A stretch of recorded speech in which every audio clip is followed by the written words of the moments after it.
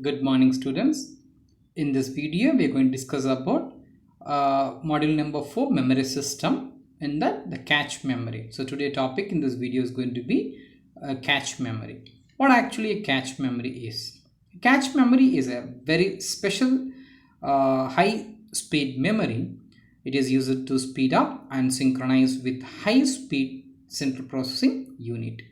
A cache memory is costlier than a main memory or a disk memory, but economically than the CPU register.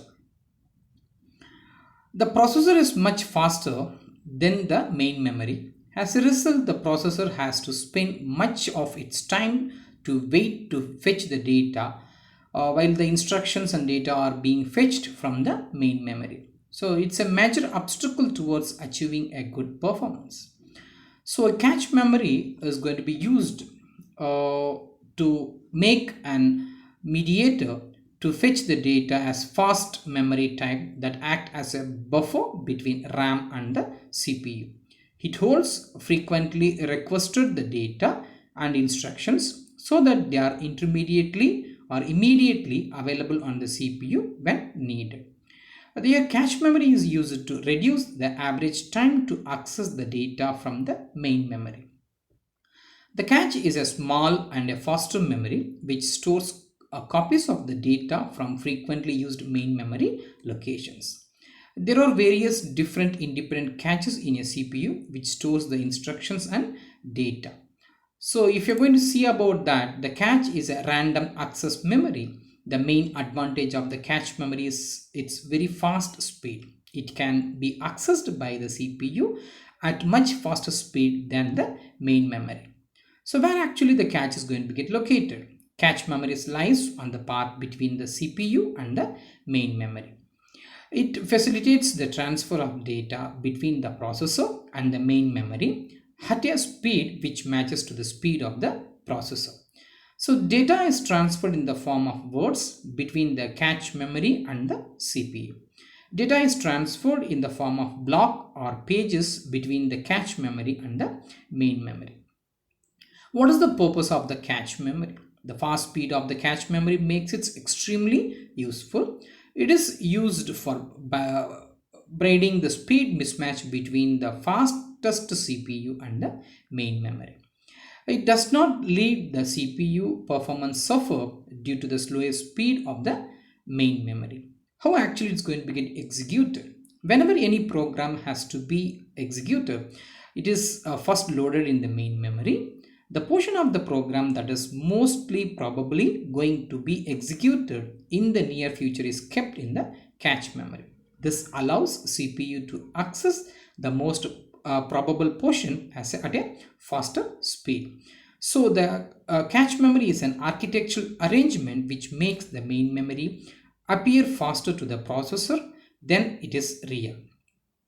Cache memory is based on the property of computer program known as locality of reference. Let us see what actually the locality of reference is.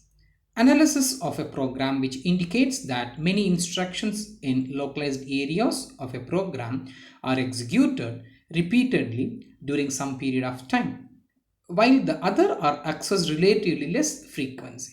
So these instructions may be the ones in a loop or nested loop or few procedures calling each other repeatedly. This is going to be called as locality of reference. So what actually the locality of reference, how actually it's going to be get defined over here.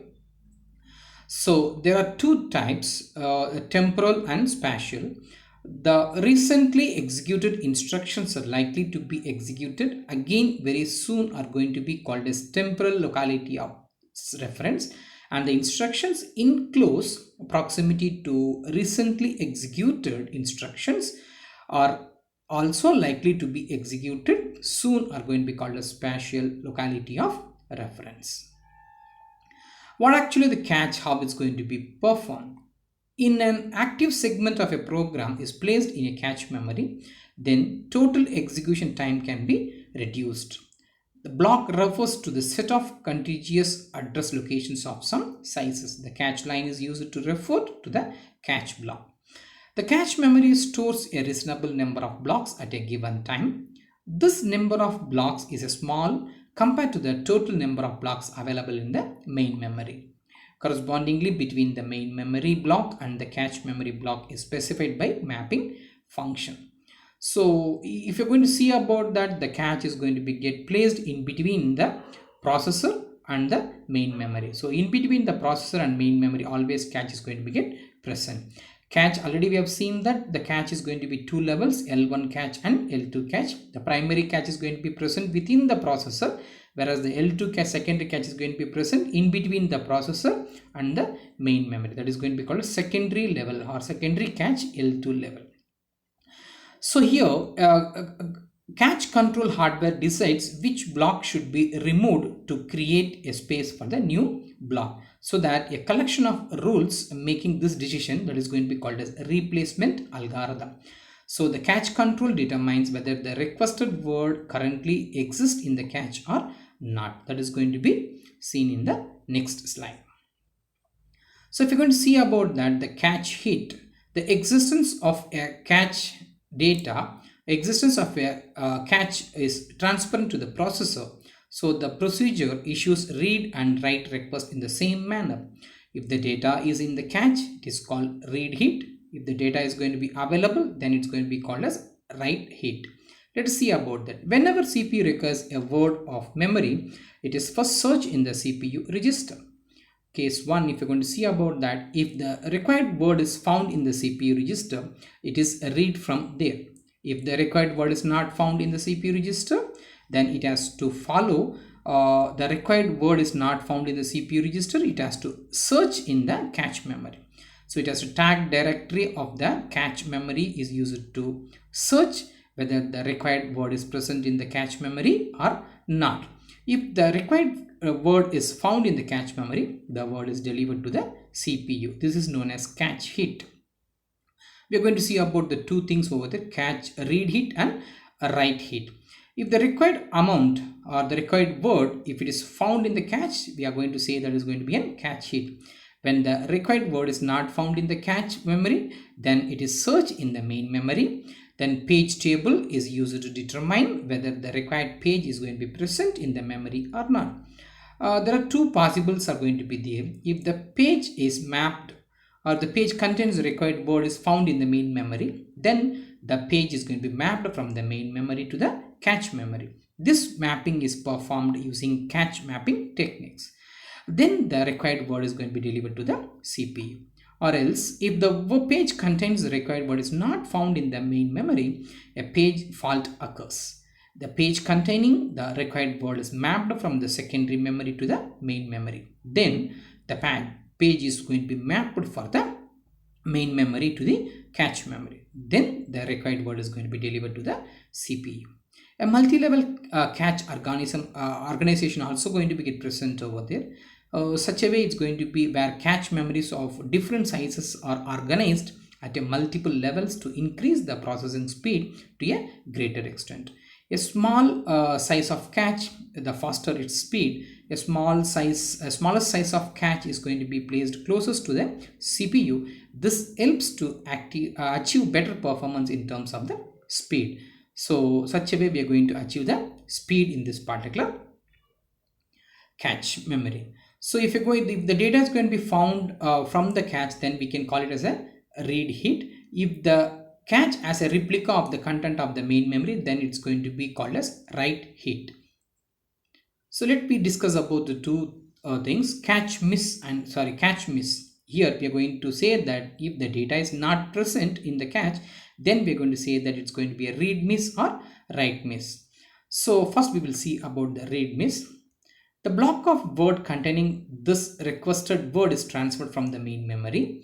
After the block is going to get transferred, the desired word is going to be forwarded to the CPU as we have seen over there. So the desired word may also be forwarded to the processor as soon as it is going to be get transferred without waiting for the entire block to be transferred. This is going to be called as load through or early restart. The write miss, a write through protocol is going to be used over there. So a content of the cache and the main memory may be updated simultaneously. This is going to be called as a write through protocol.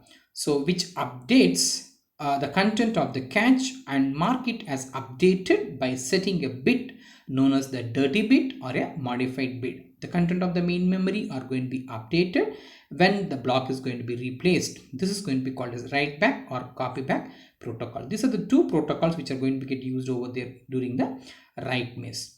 So as we said, write through protocol and write back protocol are going to be get used over there.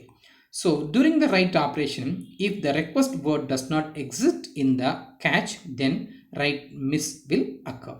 If write through protocol is going to be used, the information is going to be written directly into the main memory. If the write back protocol is going to be used, then the block containing the address word is first brought into the cache, and then the desired word in the cache is going to be overwritten with the new information. Such a way, the write miss is going to be taken care. The write operation is going to be done over there. So what is actually the cache coherence problem? A bit which is going to be called as a valid bit, which is going to be provided for all the blocks. If the block containing a valid data, then the bit is going to be set to 1, or else it's going to be 0. The valid bit are set to be 0 when the power is just turned on. When a block is going to be loaded in the cache for a first time, the valid bit is going to be set to 1.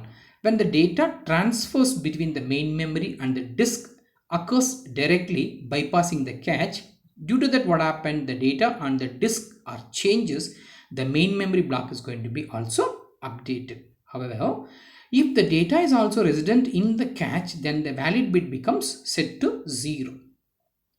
Think that what happens if the data in the disk and main memory changes and the write back protocol is going to be used over there. So what happens here in this case, the data in the cache may also be changed and is indicated by the dirty bit. Then the copy is going to be added in the cache. So that this cache is going to be called, this problem is going to be called as cache coherence problem. So one option is to force a write back before the main memory is going to be updating from the disk. That is the way which can overcome from the coherence problem.